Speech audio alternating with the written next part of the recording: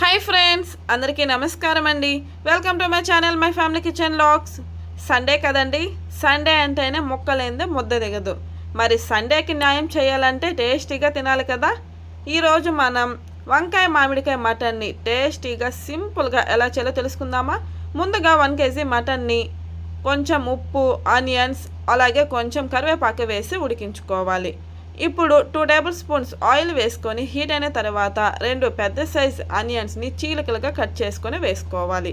అలాగే కొంచెం కరివేపాకు కూడా వేసుకొని వేపుకోవాలి.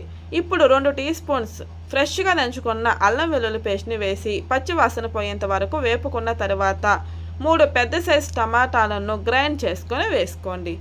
గ్రైండ్ చేయకుండా అలా చిన్న చిన్న ముక్కలుగా వేసుకున్నా కూడా టేస్ట్ బాగుంటుందండి. ఇలా వేసుకున్న తర్వాత 1 టీ స్పూన్ పసుపు వేసి 5 నిమిషాలు అంటే ఆయిల్ సెపరేట్ అయ్యేంత వరకు ఉడికించుకోవాలి. ఇలా కుక్ చేసుకున్న తర్వాత 1 టేబుల్ స్పూన్ ధనియాల పొడి, 2 టీ స్పూన్స్ కారం వేసుకొని కలిపేసేయండి. ఇలా 10 నిమిషాలు లో ఫ్లేమ్లో కుక్ చేసుకున్న తర్వాత మనం ముందుగా కట్ చేసుకొని ఉప్పు నీళ్ళలో వేసుకున్న 1/2 kg వంకాయ ముక్కలను వేసుకోవాలి. వంకాయ ముక్కలు వేసి బాగా కలిపి 5 నుండి 10 నిమిషాలు లో ఫ్లేమ్లో కుక్ చేసుకోవాలండి. వంకాయలు అలాగే మామిడికాయ ముక్కలు ఈజీగా ఉడికిపోతాయి కదండి. ఇలా వంకాయ ముక్కలు కుక్ అయిన తర్వాత మనం ముందుగా కట్ చేసి పెట్టుకున్న మామిడికాయ ముక్కలను వేసుకోవాలి. మామిడికాయని కొంచెం పులుపుగా ఉన్నది తీసుకోండి, చాలా టేస్టీగా ఉంటుంది.